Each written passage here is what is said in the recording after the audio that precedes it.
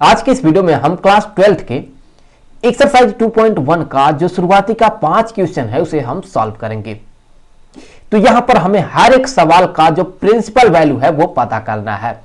तो सबसे पहले ये जो पहला सवाल आपको दिख रहा है इसे हम सॉल्व करेंगे। तो यहां से इसे कॉपी करके लाते हैं। तो यहां पर हम सबसे पहले क्या करेंगे कि हम इसे मान लेंगे कि ये y के बराबर है। लेट साइन इनवर्स ब्रैकेट में होगा -1/2, ये बराबर है, हमने मान लिया y के।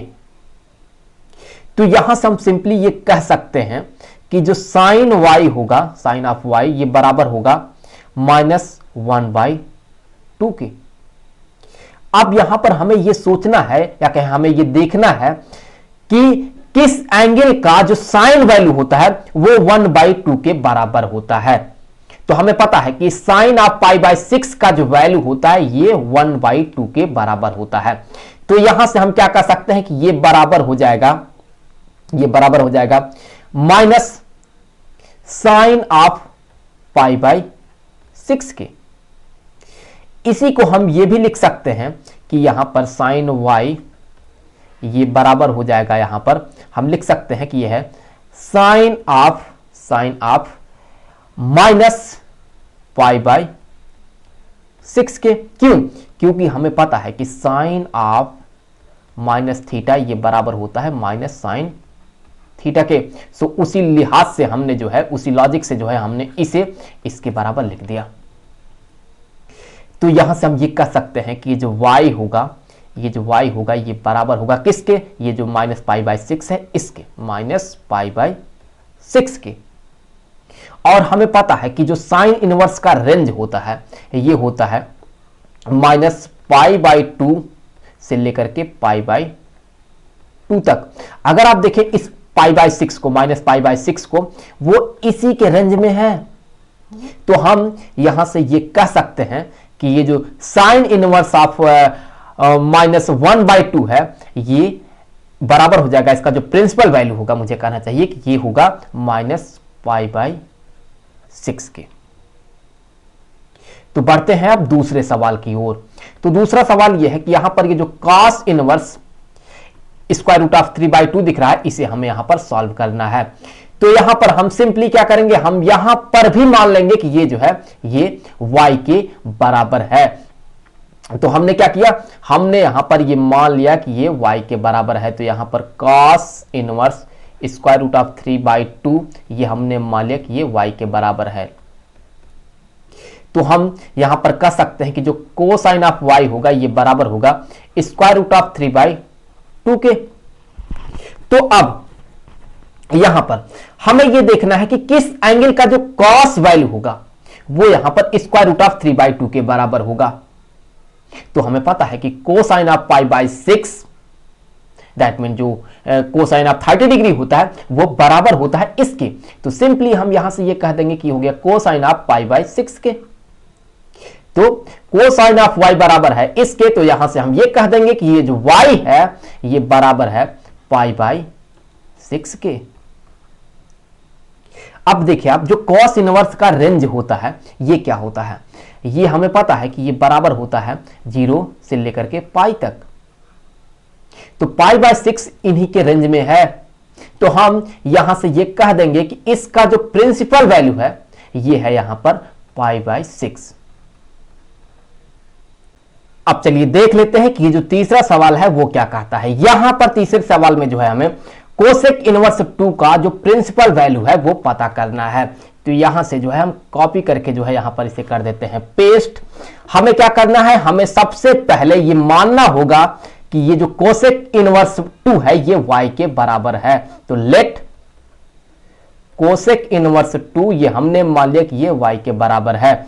तो यहां से हम कह सकते हैं कि जो कोसेक y होगा ये बराबर होगा 2 के।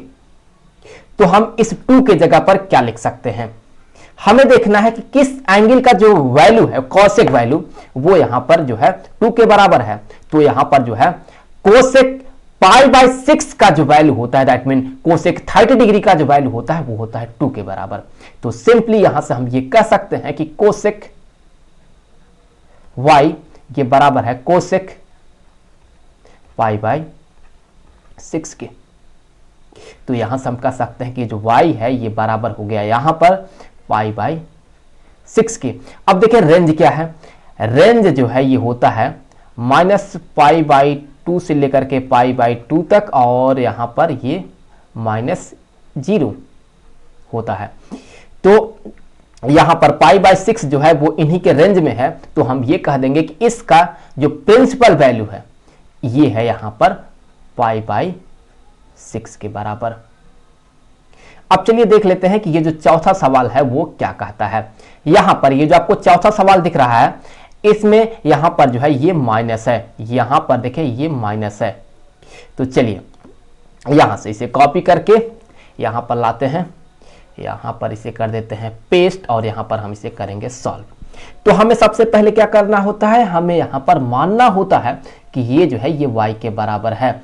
तो लेट tan इनवर्स यहां पर होगा माइनस में √3, ये बराबर है किसके, y के हमने मान लिया। फिर यहां से कह देंगे कि tan y बराबर है -√3 के। तो अब यहां पर हमें यह देखना है कि किस एंगल का जो tan वैल्यू होता है वो √3 के बराबर होता है। तो यहां से हम सिंपली ये कह सकते हैं कि tan y जो है ये बराबर होता है माइनस tan ऑफ किसके, π/3 के। ये क्या है, ये है 60 डिग्री। तो tan ऑफ 60 डिग्री का जो वैल्यू होता है वो √3 के ही बराबर होता है। तो इसी को हम ये भी लिख सकते हैं कि ये बराबर है tan माइनस π/3 के। क्यों, क्योंकि हमें पता है कि tan ऑफ माइनस थीटा ये बराबर होता है माइनस tan थीटा के। तो इस तरह से हम जो है इसे इसके बराबर लिख सकते हैं। तो आप देखें अगर ये इसके बराबर है तो फिर यहां से क्या निकल के आता है, यहां से ये निकल के आता है कि ये जो y है ये बराबर है -π/3 के। तो यहां पर जो है ये हो गया -π/3 के बराबर। और अगर आप यहां पर रेंज देखें तो ये रेंज क्या होता है, ये होता है tan इनवर्स के लिए जो रेंज होता है ये होता है -π/2 से लेकर के π/2 तक। तो ये जो -π/3 है ये इन्हीं के रेंज में है। तो यहां से हम सिंपली कह देंगे कि इसका जो प्रिंसिपल वैल्यू है ये है यहां पर -π/3। आगे बढ़ते हैं। अब यहां पर ये जो पांचवा और आखिरी सवाल है उसे हमें सॉल्व करना है। तो यहां से इसे कॉपी करके जो है यहां पर लाते हैं। तो हमें क्या करना है, हमें ये मानना है कि ये जो है ये y के बराबर है। तो लेट cos इनवर्स ब्रैकेट में -1/2 ये बराबर हो गया y के। तो सिंपली यहां से कह देंगे कि ये जो cos y होगा ये होगा -1/2 के। अब यहां पर हमें ये देखना है कि किस एंगल का जो cos वैल्यू होता है वो 1/2 के बराबर होता है। तो यहां पर जो है π/3 दैट मीन जो cos 60 डिग्री होगा उसका वैल्यू 1/2 के बराबर होगा। तो यहां से हम ये कह सकते हैं कि ये बराबर हो गया -cos π/3 के। और इसी को हम और क्या लिख सकते हैं, हम इसी को लिख सकते हैं कि cos π -π/3 के। क्यों, क्योंकि ये जो है ये बराबर होता है इसी के। तो यहां से ये किसके बराबर हो जाएगा, अगर आप इसे सॉल्व करते हैं तो आप ये पाएंगे कि ये हो जाएगा cos 2π/3 के।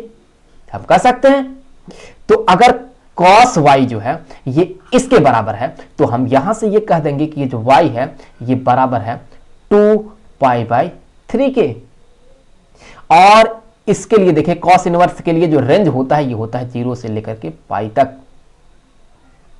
तो यहां पर ये देखिए 2π/3 वो इन्हीं के रेंज में है। तो यहां से इसका जो प्रिंसिपल वैल्यू निकल के आ रहा है वो आ रहा है 2π/3। तो अगले वीडियो में जो है हम इसके आगे के सवाल सॉल्व करेंगे। तो मिलते हैं आपसे अगले वीडियो में।